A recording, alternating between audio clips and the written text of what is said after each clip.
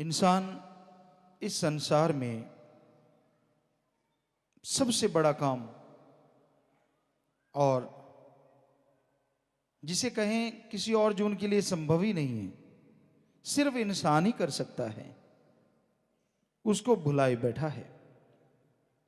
जरा सा सफर करना हो, मोटर गाड़ी साइकिल जो भी लेके जाता है उसको चेक करता है, संभाल करता है। और भूख तो आजकल बड़ा मुश्किल है लोगों को काटना, पहले इस खाने का सामान सारा कुछ तैयार कर लेता है।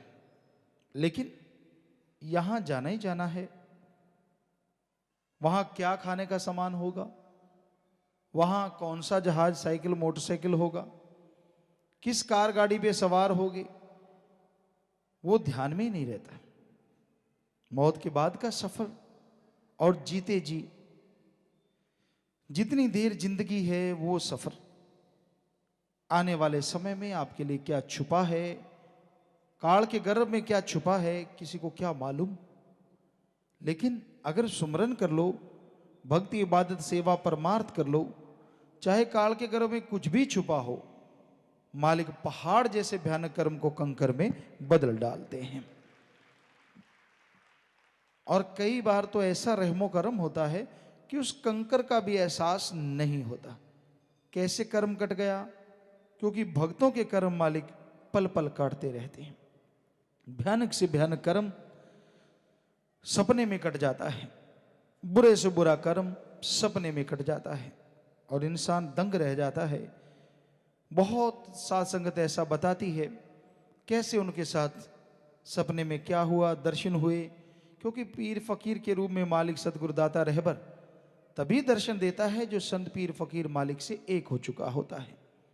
तो मालिक निराकार है, इसलिए वो उस पुरुष यानी संत के रूप में जीव को दर्शन देता है, जिसके रूप में उसने संदेश भेजना होता है, जो मालिक का नूर होता है, मालिक से एक हो गया होता है।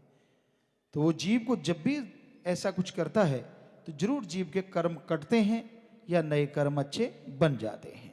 दोनों में से एक बात जरूर होती है, दृढ़ विश्वास हो, दृढ़ यकीन हो। 100% जीव के साथ ऐसा आभास होता है, एहसास होता है कि उसके साथ बुरा कर्म या एक्सीडेंट या कुछ भी ऐसा हो रहा है, ऐसा लग रहा है कि हो गया। और जब देखता है, दिन गुजरता है, तो वो चीज़ें जहाँ टांगे कट गई, सिर कट गए, बुरा हाल हो गया, कुछ भी नहीं रहा, वहाँ जरा सी कोई बात से वो सारा कर्म कटता नजर आता है। बहुत भक्तों को एहसास भी हो जाता है। सेवा कोई करता है या फिर सुमन करता है, सुमन का पक्का हो या फिर कोई सेवा का पक्का और बचनों का पक्का हो, मालिक उसे एहसास जरूर 100% करवाते ही करवाते हैं। दृढ़ विश्वासी हो, उस पर भी रहमो कर्म होता ही होता है, पर बचनों का पक्का होना लाजमी है। इसलिए इंसान को कभी भी बुराइयों की तरफ नहीं जाना चाहिए। बेपरवाह परम पिता शास्त्र राम जी महाराज लिखते हैं, अय नर जरा बता दे कौतुक ये क्या किया है। क्या कौतुक कर दिया भाई तूने जगत में आकर सतगुरु भुला दिया है। सतगुरु यानी अल्लाह वाहिगुरु राम, तूने उस मालिक को बुला दिया है, परम पिता परमात्मा को बुला दिया है, मोक्ष मुक्ति के दाता को बुला दिया है। तू मन की चालों में चल रहा है, कभी काम वासना, कभी क्रोध, कभी लोभ, कभी मोह, कभी अहंकार।